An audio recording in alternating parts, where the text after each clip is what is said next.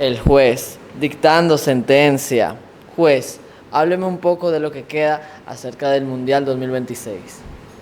Bueno, de cara al Mundial 2026, Mundial de Fútbol, estamos a menos de 200 días para que la pelota empiece a rodar en Norteamérica. Es un mundial sumamente especial, ya que contamos con 3 países sede y es en nuestra región, 3 países de la CONCACAF. En este sentido, tenemos a México, a Canadá y Estados Unidos, que será prácticamente el anfitrión por excelencia, porque es quien albergará el juego de inicio y el juego de fin del Mundial del 2026. Aparte, tenemos que destacar que será un mundial histórico porque será el mundial que más países se den cita. La FIFA ha logrado ampliar la Copa del Mundo a 48 selecciones. ¿A qué dato nos vamos con esto? Esto es algo que debe llamar a reflexión a la Federación Dominicana de Fútbol.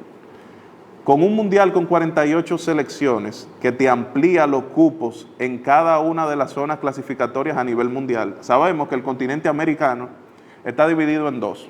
Tenemos a la CONMEBOL, que representa a los países de Sudamérica, que junto a Europa es la zona más difícil de clasificar del planeta, y tenemos a la CONCACAF, que representa a Norte y Centroamérica, también al Caribe. En este sentido, contamos, al contrario de CONMEBOL, CONCACAF se presenta, si no la más suave, la segunda de todo el mundo de las áreas clasificatorias.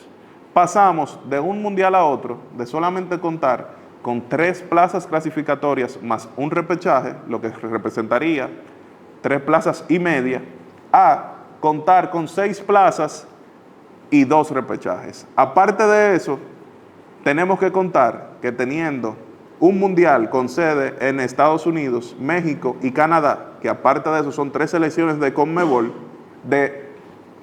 que son 3 selecciones de CONCACAF, debemos tener en cuenta que los equipos anfitriones no se clasifican. Tú sacas a los 3 gigantes de la CONCACAF, tienes 6 puestos más los repechajes, tú estás teniendo toda la probabilidad del mundo de clasificar a una copa y no nos quedamos ni siquiera en un último juego. Fue una clasificación mala para el equipo dominicano, te quieren vender como que es algo histórico porque nunca habíamos llegado ahí, pero cuando tú revisas, estamos en una región en la que solo 5 países caribeños se han clasificado a un mundial de fútbol. El primero de la historia fue Cuba en la Copa de 1938, el segundo fue Haití en 1974, luego llegaron Trinidad y Tobago, luego llegó Jamaica, y también en esta Copa del Mundo, junto con Haití, que hace una segunda participación, llegó el equipo de Curazao. Eso definitivamente es algo que debe llamarnos a reflexión. Haití, primero una selección que toda su fase clasificatoria tuvo que jugarla de visitante. Ellos jugaban como local en Curazao. Sabemos la situación política y social que vive Haití actualmente, el país más pobre del hemisferio, no solamente del continente americano, un país que no puede jugar ninguna actividad deportiva profesional en su territorio, termina jugando todo su partido como visitante y termina clasificando. Aparte de eso, súmale que tú tienes un deporte como el fútbol, que es tan internacional y que te da tantas oportunidades, que te permite tú tener en una misma sede la economía más pobre del hemisferio, como lo es Haití, con la economía número 1 a nivel mundial, siendo anfitriona y participando, como lo es Estados Unidos. También súmale que tienes al país más grande del continente y uno de los países más grandes del mundo, como lo es Canadá, con casi 10 millones de kilómetros cuadrados, y se clasifica por primera vez a la misma Copa del Mundo en la que serán sede uno de los países más pequeños del mundo, como lo es Curazao, con poco más de 440 kilómetros cuadrados y con solamente 160,000 habitantes. Una selección de un país, como lo es Curazao, que no hace 20 años que se independizó, entre comillas, de lo que es Holanda o el Reino Unido o Países Bajos, pero que su población sigue teniendo pasaporte holandés. ¿Dónde está el secreto de esta participación de Curazao? Ellos se dieron cuenta que Holanda como país, o Países Bajos, pasaba un mal momento futbolístico, pero que seguían teniendo un gran talento. Y había una generación dorada del fútbol holandés que se fue quedando sin probabilidades. ¿Qué sucede? Según las reglas de FIFA, si ya tú participaste para una selección mayor, eres inelegible para otro país. Pero teniendo el mismo pasaporte y con el tapón que tienen los candidatos a jugar en la selección de Holanda, que ya pasan de una edad en la que pueden ser elegibles por la selección, se le presentó la oportunidad de poder jugar por Curazao sin nunca haber ni siquiera pisado tierra de Curazao antes de presentarse como futbolista de la selección. Y eso te da con el resultado de un país que se clasifica a la Copa del Mundo con 160,000 habitantes y con 23 jugadores titulares con pasaporte holandés, nacidos en Holanda, que nunca habían ido a Curazao aunque no fuera a jugar fútbol.